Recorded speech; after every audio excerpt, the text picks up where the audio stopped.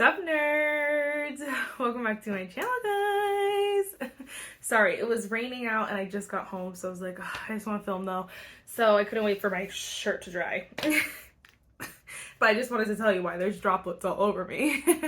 Anyway, I'm so excited. Welcome back for another day of Nerdviz.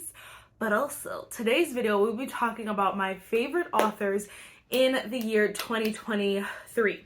I am like, it's so hard because I'm like, wait, am I sure? 100% sure?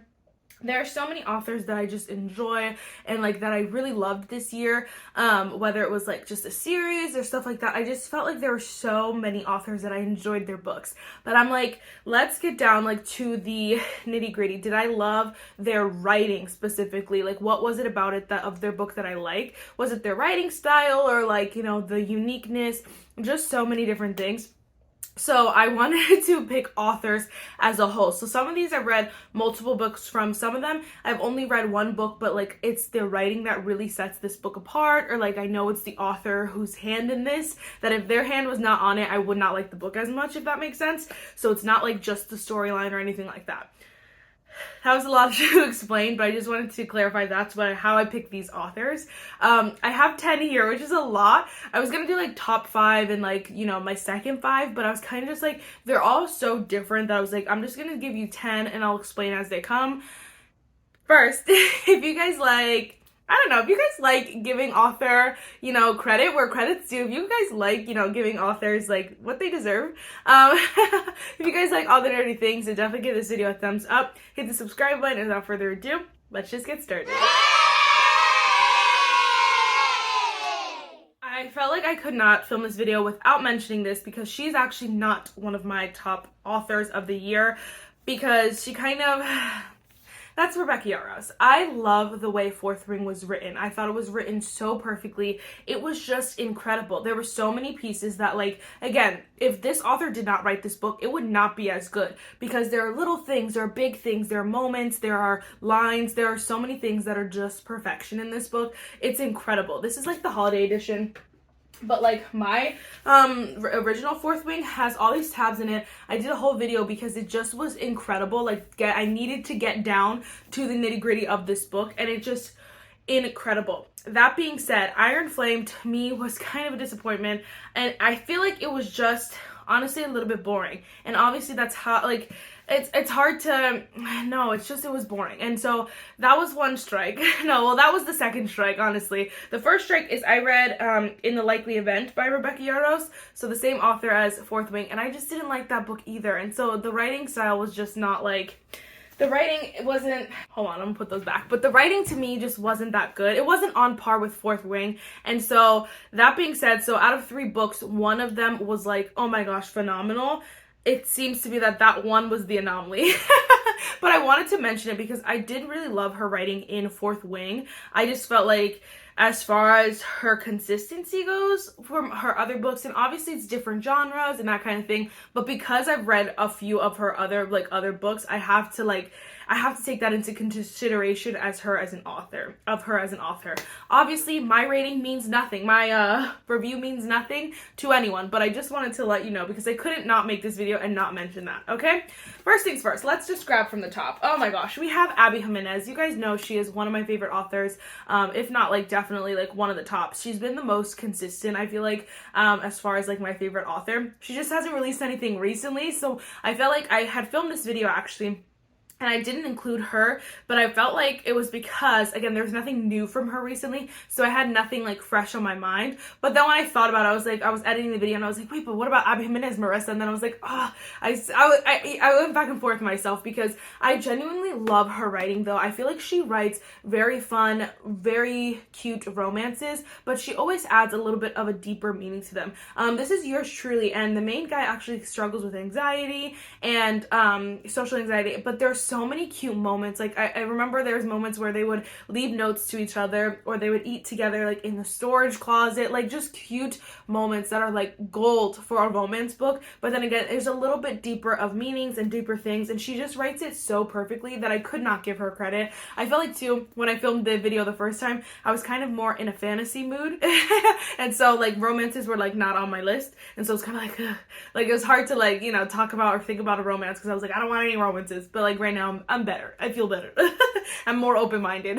But I love her writing. She's the only author I have like merch from, genuinely. So author merch from, I should say. But I love her writing, and I've read all 5 of her books, and I just will continue. She's definitely an auto-buy author for me, and I 10 out of 10 suggest them. She does write like open door though, romance, if you guys don't want to read that, just so you know, but it's incredible. So love this book. Now I don't know where to put it. Okay. Next we have Miss Katharina Mara. If you guys don't know, Katharina Mara is my favorite. Sorry guys, I needed a break. Like I was saying, Katharina Mara, I love her writing. I think it is so bingeable. It honestly is one of those books, those writing styles, that you could read thousands of pages and not feel tired or over it or anything like that. You just want to keep going, reading book after book after book. I read if you guys don't know, the Windor series. It is so good, but this one actually is Bittersweet Memories. So this is another character that gets mentioned in the Windor series, but he has his own book. And it is just the best book. It is written so beautifully. This is like, there's so many tropes that I don't even want to tell you because you should just read it blind. But there's so many moving pieces that honestly, it could be very chaotic if written in the wrong way. But because it's written so well, it is just perfection. Like, you love it. You love the chaos. You love everything. It is so good.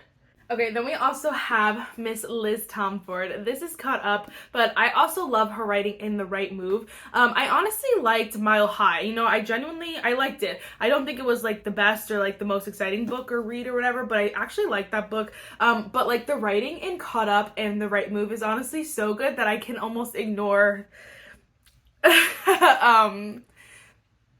what the heck, Mile High. And that's, again, 3 books, but 2 of them are incredible. So I'm like, the one is obviously the anomaly. I think that was her first book, or like for obviously the first one in the series. So I don't know. I just have high hopes that it's just gonna keep getting better and better and better, because this book is so good. And I wanted to, again, I also mentioned this in the last time I filmed it, but I wanted to like add that the way she writes, like the couple like banter and like their jokes and like all those things, their like relationships, but like the fun parts of the relationship, she writes it so perfectly. And I'm like, how did you do that? Because it's so cute. Again, this is another book, you know, author that I feel like you want to read more and more and more. Like this if she could have added like 200 pages to this, and I probably would have been okay with it. I know a lot of people said this book specifically was pretty repetitive, so she did it perfectly by not writing too much. But like, I want an extended epilogue. I wanted an extra extended epilogue. I want a bonus scene. Like, I want it all with this book. I want to know 5 years in the past,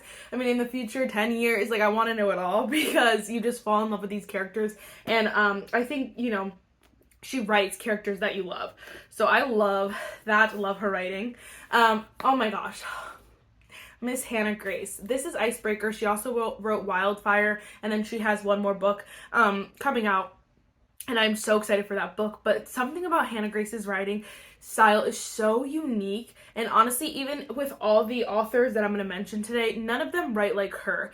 I feel like for her writing style, she likes to give you a lot of the couple together, of the couple, like, you know, doing coupley things, like going on picnics and stuff like that. A lot of people say that her writing doesn't have like a specific plot, and I honestly, that's, I think, what I like about it, is that it's kind of just their day-to-day, their lives, and you're kind of just watching their relationship grow and them go through this journey. And I love that, like the journey of life, not necessarily a specific like adventure or anything like that, but definitely just like, you know, life. So in Wildfire, it actually takes place over summer camp, so you get to see like their whole journey from the beginning of summer camp to the ending. They also all have, you know, like deeper things that, you know, go on, or like they're struggling with and that they're kind of going through. And so you get to see that in each of the characters. I love that because it gives me everything I want. Like, I want some depth, I want to love these characters, and I want to feel like connected to these characters, but I also want the relationship, and to see the relationship, and to see all the cute moments. So there are so much good to this, and I love her writing. I feel like it's so easy, and it just feels so chill. Like, it feels like very chill read, if that makes sense. Then we have Miss Stephanie Garber. I cannot wait till she comes out with more books. I'm pretty sure she only has these 2 series out. I don't know, I have to double check on that. But I love Stephanie Garber's writing, and I've probably read the most books from her because I've read both series, so that's 6 books. 6 books, I don't think anyone, maybe Catherine Amara.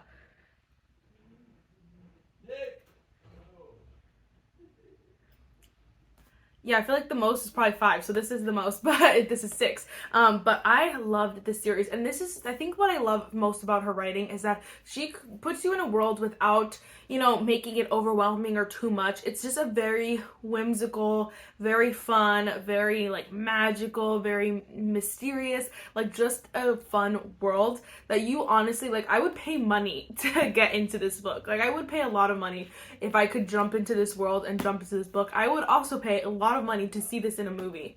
I would pay actual money to see this in a movie, because honestly, like, a lot of money to see this in a movie, because it would be so good if they did it just like the book. So good. You just, again, the characters are so fun. And then even like when you like meet new characters who are like, you just have to read it, who you don't know if you should like or not, you kind of like them either way, you know, like, they're all over the place.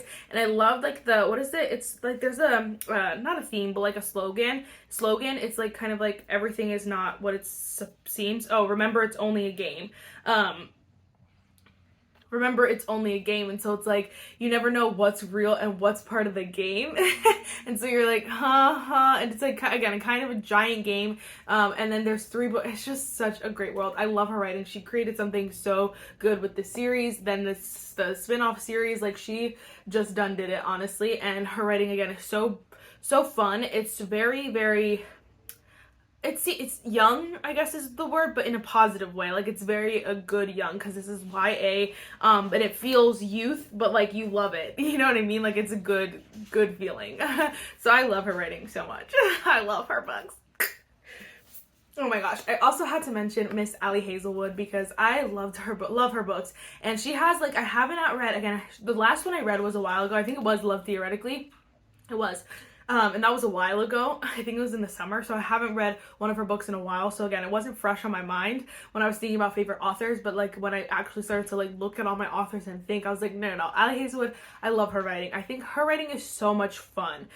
She really likes to make, like, you know, unique characters in a way that they always have something. I think I do not remember this book so much, but I'm pretty sure this main character, like, she like passes out like all the time or something like that. And so it was just like, again, that's not necessarily funny, but it was just like, she writes like things that most authors don't. And so I love that. I love that about her writing. Her writing style is just very fun. And then she, for the most part, writes women in STEM. All of her books up until this point about women in STEM. She has a few new ones, so she's branching out into YA, which I'm excited to read, check in May, and then she's branching out into fantasy, which I'm excited to read that one too. That one's not out yet, so you know, she's doing it all. And so I'm very happy about that, and I am so excited to see what else she comes out with. But I love her writing style, so if you like something, again, fun, rom-com-y, you know, like romances that are just a good time, yeah. Oh my gosh. I think for the most part, these last few are the ones that I was kind of like, I only read one book for them, but the writing was so good that I had to mention it, and that was Miss Ali Martinez. So this is From the Embers, and this book is honestly like less than 300 pages. How she wrote such a good book in less than 300 pages is beyond me. It deserves to be like shouted from the rooftops. This book is incredible. So there's so many like parts to it. I felt like I've always described it like this, but this book is kind of like mystery thriller a little bit, but like more mystery and stuff like that, but without the scary. So it's not scary or any way, but you're kind of still like figuring out what is causing this, or like why did this happen, and like you're kind of solving this thing that is so fun. But also like there's also, if you can see, there was a fire, something big happened, so these two people end up, raising kids together, and so like there's just so many moving pieces, and then they're still trying to solve this thing, and then they found out this secret. It's chaos in the most beautiful way, and again, to write chaos, a controlled chaos that ends up being a good book is hard, but doing it under 300 pages, so special. I love this book so much. I 10 out of 10 recommend. And her writing, I added a few other books to my like want to read on Goodreads from her because I haven't obviously, but this is the only one I've read, but I'm excited to read those, and I need to purchase them as soon as I got lots of money. But I really wanna see what else she has. Okay, again, this is the same thing. I've also only read one book from Hannah Bonham Young, but like, again, this is out on the limb. This book was just incredible. Like, it took my life by storm.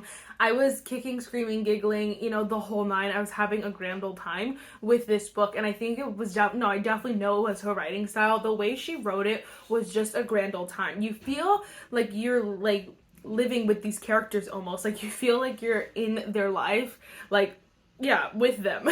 Like, you also want that. Like, you want to be a part of these people's lives. You love the characters. You fall in love with these characters, man. Like, they, again, have a special place on your heart. And it's a grand old time. Her writing is just so, so good. Again, she has a few other books that I do want to get. I'm nervous because I heard that those weren't as good as this one. So we'll see. But for now, while Hannah Bonham Young is in her own... While she's in her bubble of bliss right now in my collection, I'm going to keep her there, and just, you guys need to read this book. Oh my gosh, it is so good. The writing is incredible. Oh my gosh. My friend is about to read this book, and I'm so nervous about it because I feel like you would really like this book. This is Catherine Center, guys. This is Hello Stranger. I really slept in this book. I did not want to read it at all, but when I read it, rocked my world. It is so good. I just felt like she writes something so like beautiful is the way to describe her writing, because it's not like intense or like, sad or anything like that. It's just beautiful. You honestly like just enjoy the book the whole time, but there's also like this big thing that's happening that you're kind of the main character struggling with, going through, and you're kind of like her family sucks, and like just so many different things that she's going through, but you go on the journey with her and you just love it. You love that, you have a great time. You feel like I felt like I learned some stuff like throughout it. It's just, she writes breezy, beautiful books, and they end up being so beautiful at the end of them that you can't not read them. And I'm like, I want to read this again because this book was just a grand old time. Again, this is less than 300 pages, and maybe about like 300 pages on the dot, and I thought it was a grand old time. I cannot wait to see what else she comes out with. She has other books that are like other styles that I don't want to read. I want to read her like more rom-com-y ones, or like her more romancy ones, so I have to wait till she comes out with more of those, but we'll see.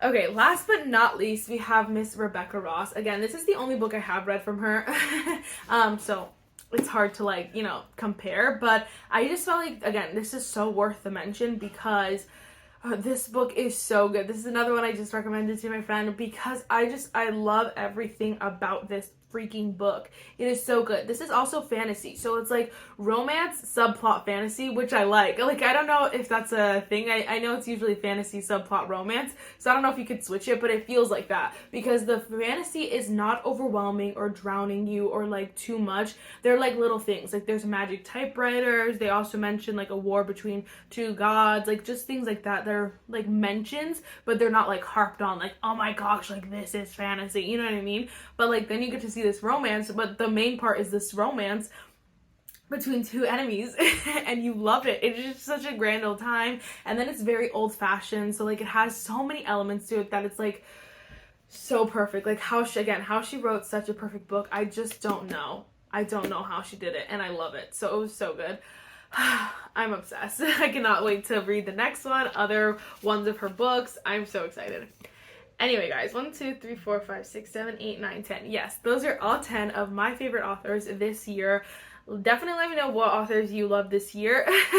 If we have any of the same favorite authors. I know a lot of these are like super hyped, you know, but like genuinely, they're so good. So like they deserve the hype.